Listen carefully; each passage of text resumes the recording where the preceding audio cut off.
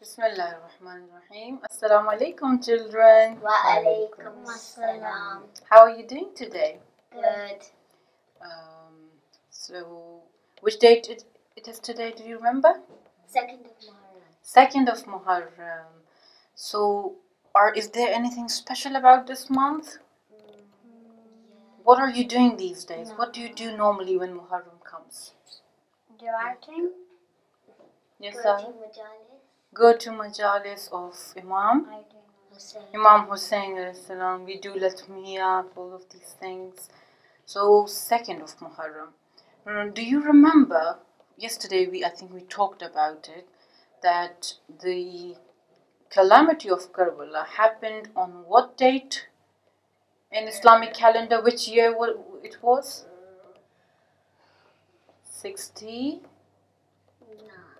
61 Hijri. Yeah? So in 61 Hijri, what happened on 2nd Muharram today? Dalam, you were there. Do you know what happened? A significant event. Where did the caravan reach at that time? Because we were talking about it yesterday. On 2nd of Muharram, they reached. Maybe they need a little bit of reminder. Yeah, it's okay if you guess it wrong. Well done. Karbala. So today was the day when Imam's caravan reached Karbala. And the Imam was foretold by his grandfather, the Holy Prophet, peace be upon him, that you will be slain in the plains of Karbala. So when they reached Karbala, the Imam could tell. There was something about Karbala that all the Imams and all the prophets could tell that this is where the greatest sacrifice of history is going to occur. So I've read this in books that all the prophets, whenever they passed through Karbala, through the lands of Karbala, they would cry, they would weep, they couldn't control it. They knew in their heart that something is going to happen, something terrible is going to happen here. And even Imam Ali salam, once he was coming back from a battle, he passed through the plains of Karbala, and he actually stopped and he get off his horse and he sat down and he cried and said, this is the place where Allah's beloved people are going to be slain mercilessly. So this was the land that Imam alayhi salam reached, and he set his camps on. And yesterday, I took them as children. Remember, where do we go? In the history test. We go in the history chest. And on 1st of Muharram, where did we go, if anybody remembers? Where did we go? I think it was Kufa. It was Kufa. And who did we meet on 1st? Muslim Ibn Aqil. Are you ready the to go? of Imam Hussain. Let's see where the chest takes us today. Bismillah.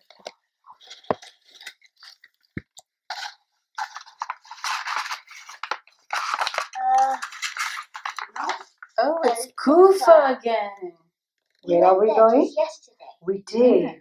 But let's see who we're going to meet there today. Shall we go? Yeah. Okay, let's go.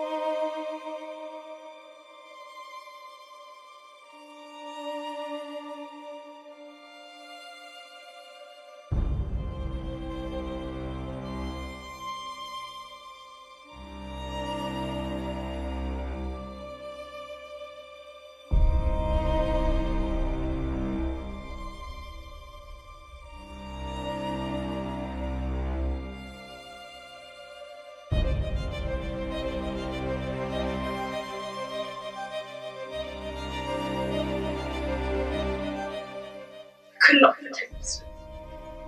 He trusted us and we let him down. Pull yourself together, Junnadah. You've still got a long way ahead of us. We'll do everything we can to serve Imam Hussain.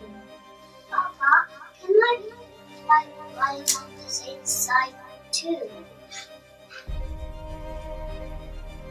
Who's there?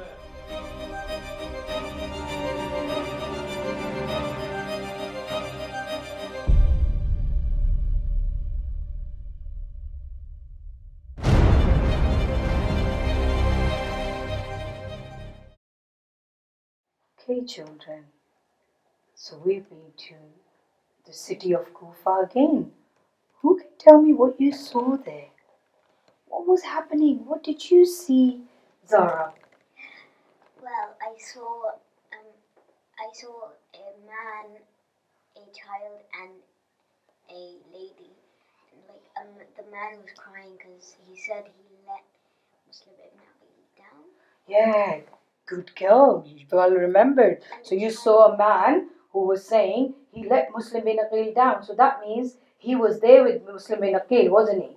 Okay, something else? What did you see? The child wanted to fight by Imam Hussein's side too. Oh, the child wanted to. Very well remembered. Yes. And they let Muslim down, so they hide behind walls. They were hiding behind the walls because they let Muslim down, or were they trying to? What were they trying to? Escape from the guard. Oh, there was a guard. There was a guard who was patrolling there, here and there, and he was saying, "Who's there?" He looked scary, He didn't he? was so He was scary. really ugly. He was, wasn't he? With big hair, big long hair. He was ugly. I wonder Yes. who he was. Sister Nargis, I know who he was. Can you tell us who he was? The person. Yeah.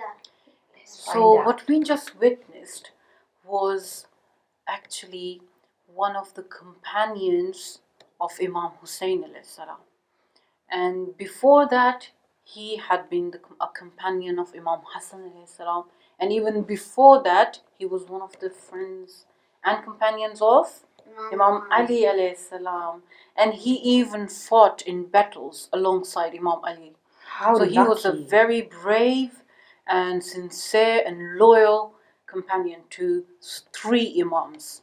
So after the demise of Imam Hassan alayhi salam, he was in Kufa, and he was actually, his name was Junnadah ibn Harith.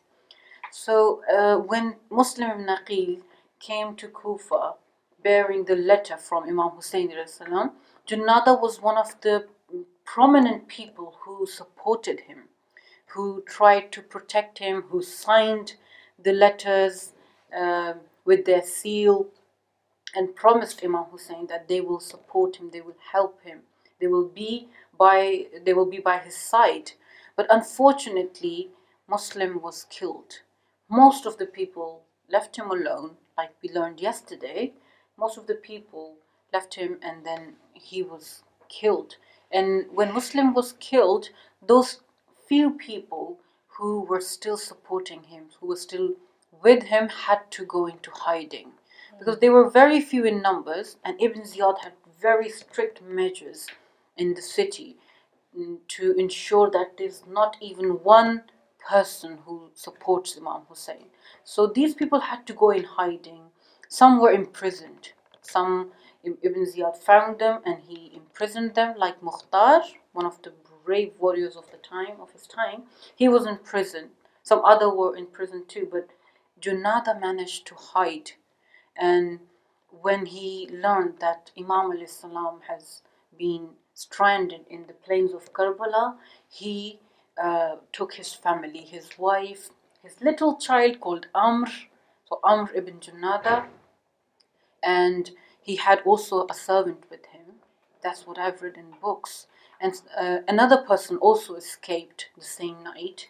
And they all, because the doors of Kufa were guarded heavily, there were guards patrolling like the guards we saw.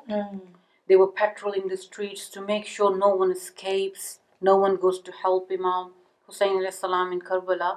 So they had to sneak out during the night, and they managed to get out of Kufa, and they joined Imam Hussain alayhi salam in Karbala. So Junnadah was one of those supporters.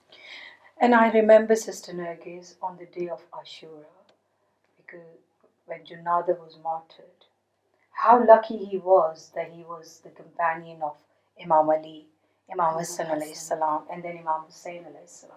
He was so courageous, and so was his wife. Do you remember how she was supporting him when he was trying to escape? And he was very much down. He was saying, what did he say? He said, I let Muslim ibn Aqil down. He was saying, I let Muslim ibn Aqil down. She said, pull yourself together. Pull yourself together. But who could? She was getting him to pull himself together so they can travel to Karbala and support who? Imam Hussain. So they escaped somehow. So many guards there. They escaped on the day of Karbala. Junnadah was martyred. And at that time, his courageous wife was so proud of him.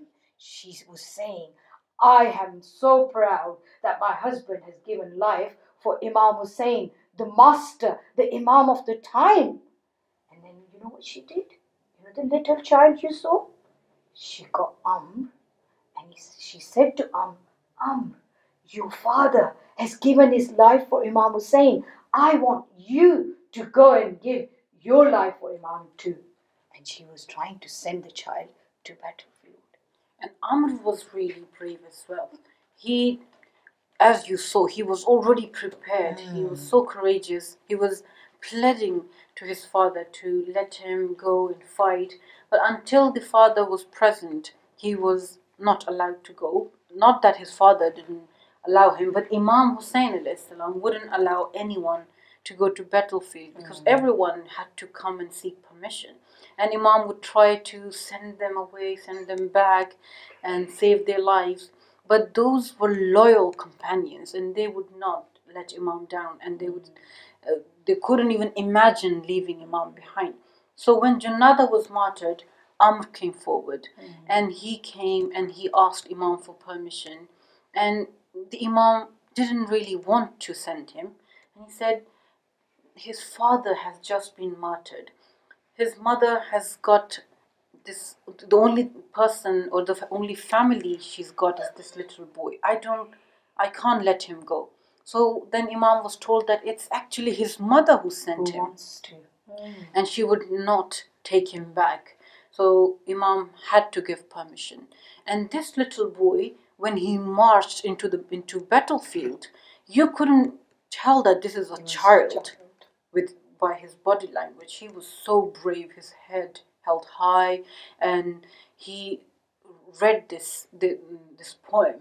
Everyone who marched into battlefield back in those days used to say something particular that showed who they are and what their purpose is. So this little boy read something that's become famous in history. And he said, Amiri Husaynun wa ni'mal amir.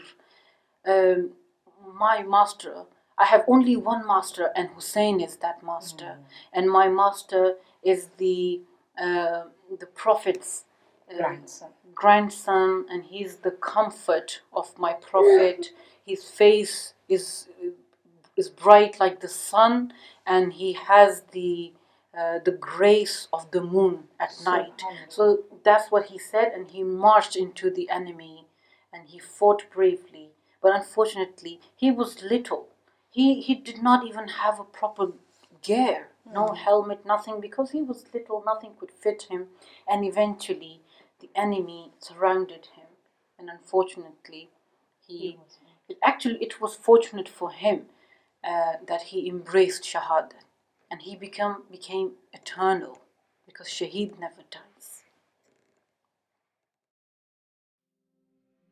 Assalamu alaikum, welcome to our program. In this segment, we're going to show you how to do origami, and Sister Zainah is here to show us. We have also Zainab and Zahra. We're going to learn from Zainab. Zainab, can you please? Yeah. Recently, I made a model to show Karbala, and I made some origami horses, and I made some camels over there. Beautiful. It also took a bit of time to make some swords and a tent, as well as using paper to create a river effect. Yeah, I like the detail. Thank you. Yeah. If you fold it, it creates a really nice curve which reflects sort of like the waves of a river. And I also created some roses to signify like Bibi Sakina and the people who were there, as well as creating a cradle with a little baby. For Aliyah. So what you're going to teach Zainab and Is there anything from there that you'd like to make today? Horses, yeah. Would you like horses? Okay, so let's make horses then. Choose your colour of card. What would you like to choose? I think one's quite pretty. Like this flowery one. It's quite nice. Alright, I'm going to choose a plain piece of paper. So what you'll need to make a horse is a square piece of paper and scissors. Yeah? Doesn't matter about the size of the paper, but if you want a big horse, you need a big square. And if you want a small horse, you need a small square. So the first thing that we're going to do is start folding. Alright? So first fold we're going to do is half. Half fold. Yeah? Try to make your edges really crisp. And when you fold it, make it clean. Press as hard as you can. what is the most important thing you need to remember in origami? In origami, I do think it's important to make sure when you're folding, you match the lines where they need to go. So if we're going to do the next fold, great, that looks brilliant. We're going to fold the top line to the bottom line. And so if you want to make your origami really neat, match the lines where they need to go. That's really important. Corner to corner, line to line. That's really hard, yeah?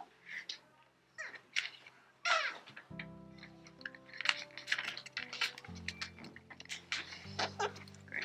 There's going to be a lot of folds. Good. So we're all at the same place. We're going to do the diagonals now.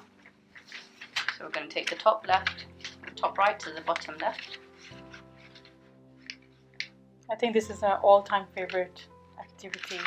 I remember making boats and flowers, but this is way more complicated and beautiful. Yeah, it takes a lot of patience, but the product is always, it's very satisfactory to see what you've made. Yes, definitely. You're on the same page? Great. You have to do the other side as well, yeah? Great. Well done.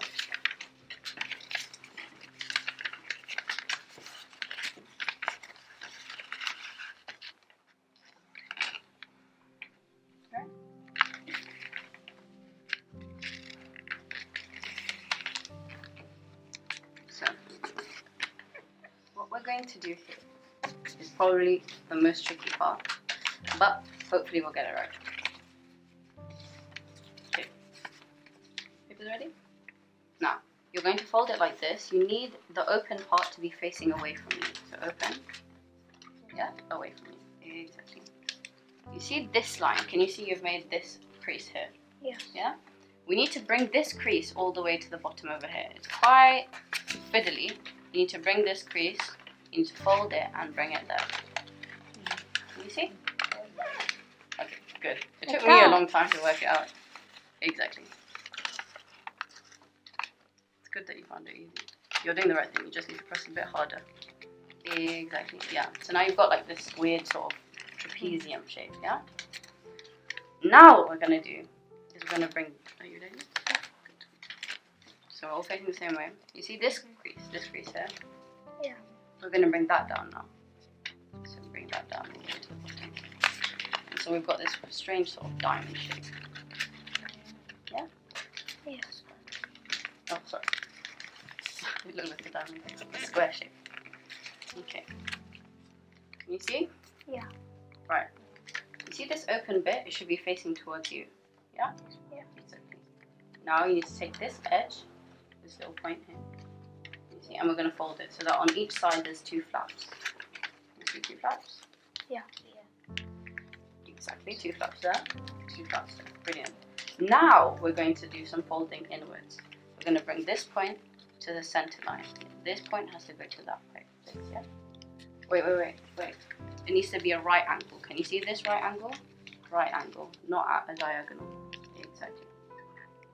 So it's just one piece of paper. One piece of paper. Right?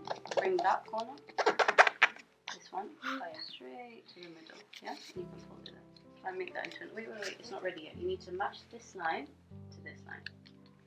There we go. Press on, yeah?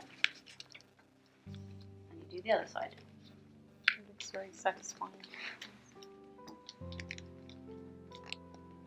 Good. Nice and straight. Ready? Yeah. Great. So the next step, we're going to take this triangle and we're going to fold it over into this line. Yeah? You alright? You're doing well. You need to face it this way. Oh, you did it already. That's good. You need to fold this triangle over. Yeah? Now we do the other side. You can unfold it if you want, because that might help you. Unfold this side and then do the other side. We're going to take that point and we're going to bring it to that center line.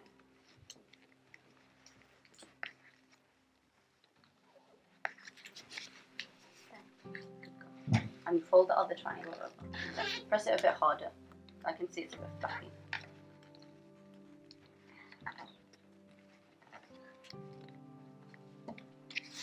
Okay. Well done. Ready? Yeah, fold it the other way now. Exactly, you're all doing the same thing. Good. You're ready to go on to the next step. Let's just wait for you. Yeah? Okay. Now we're going to unfold everything. Unfold it. It needs to look like that diamond slash square thing. So it needs to be unfolded. Yeah, good girls. Unfold, unfold, unfold. You see this line here? This line down the middle? You see this line? We're going to use a scissor. Now you need to pay attention to me. If you cut the wrong place, then you will get a weird sort of leg in the wrong place, right? So you need to pay attention. This line, we're going to cut straight down through it. And we're going to stop over here, okay? We need to stop there. So watch me do it. Move the other piece away. Make sure you're only cutting this piece of paper. And you need to go straight down and stop at that line, that mark over there, yeah? So get your scissors. This one. Exactly. So keep it, start cutting here and then end there. Brilliant. Exactly.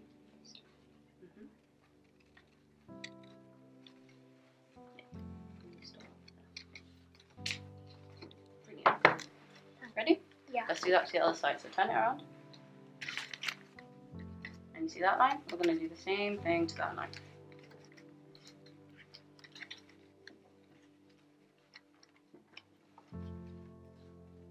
This looks really nice. It's very like a tree and cradle. Takes time to make these, but they do really look pretty afterwards. And you use the colored paper as well. So these papers weren't all originally square, they were just random coloured pieces of paper. But then afterwards I realised I wanted them to look like the colours that might have been there at the time.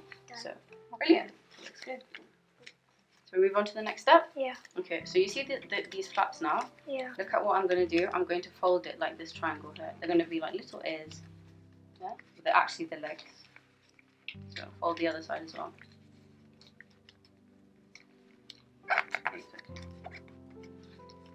If you keep it on the table, it can give you a bit more stability. Yeah. And then you do the other side. Turn it around. And do the legs. Sometimes the legs are they don't match, which means that you haven't cut equally. So that means I have to cut a little bit more so that the lines match equally. There we go. Done. Brilliant. Are you satisfied with your legs? Are they all equally shaped? Great. So those are our legs. But they're a bit fat, so we're going to make them skinnier. You see this fold? We're going to fold inwards. We're going to make everything half. On all of these little diamonds, we're going to make everything half. Yeah? Half. Sweet. Exactly. That's right. How did you? Exactly. That's it. You press it, press it, press it, press it, press it. Oh, like that. Yeah. Press it a bit harder. Even this? Yeah, all of it. That makes one leg. And you're going to do that for all of the little diamond bits. Oh, it's going kind of.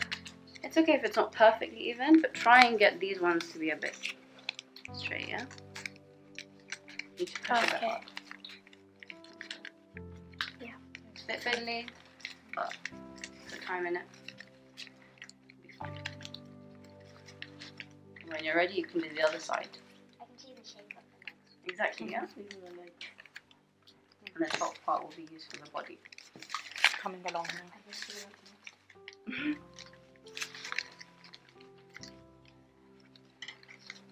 Hold all 4 down.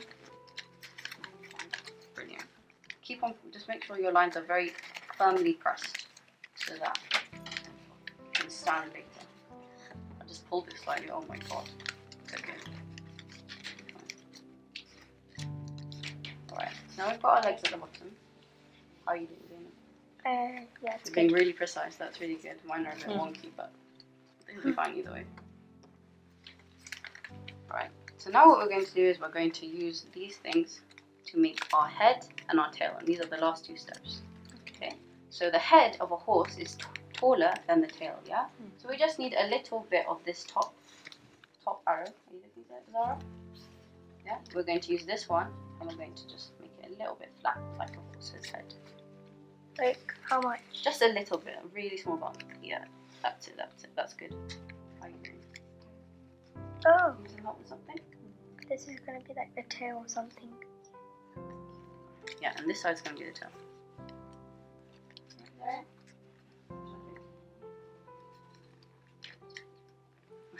You did fine. That's it, you just need to push inwards, push inwards. Yeah, everything's. Now you can use this and make that small little head if you push it forward, yeah? Keep it on the table. Great. Just a tiny bit.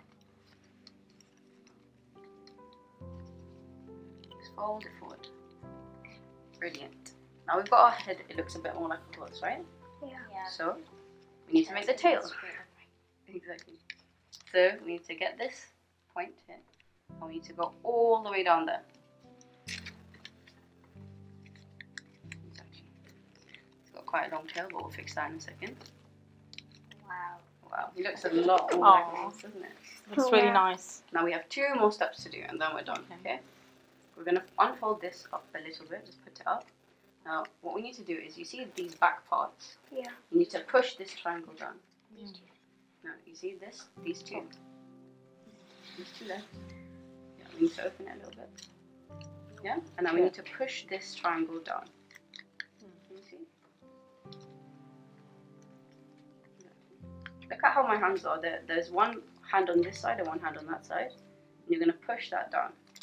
Exactly there.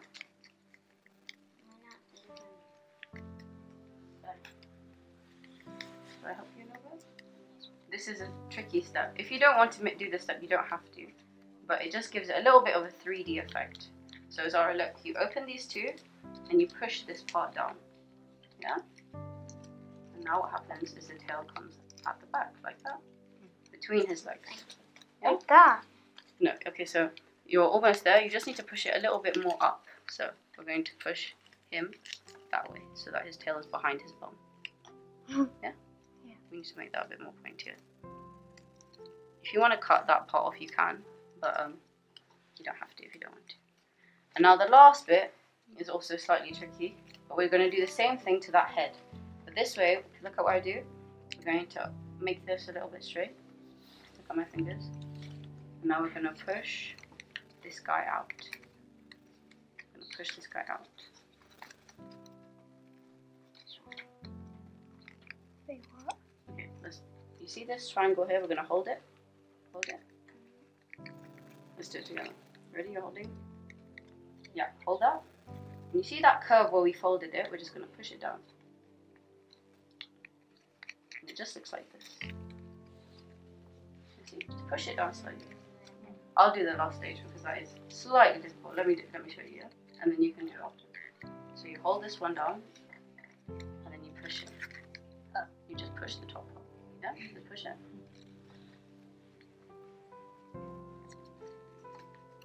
Okay, exactly. And now what you do? Wait, I haven't done it yet. Okay. This is slightly tricky. What you need to do is you need to grab this part, and just push this head down. All you need to do is push it. It feels hard, but you're only doing one thing. You're just pushing it down. And then you're going to go like that. Can you see? Oh, yeah. So just flatten your creases a bit more so that it gives that 3D effect. That's it. That's exactly it. You're doing it right. It looks more like a 3D head, right? It's supposed to be. Let me show you this. Can you see this one? his head comes out of it. It's like his ears. It's perfectly fine. Yeah. Do you like it? Yeah. This didn't take very long. Yeah, so I can see you made lots of different shapes. So which one took the longest time? The longest time I would say was the camels. The camels did require a bit more folding because they're... You can see lots of detail. Exactly.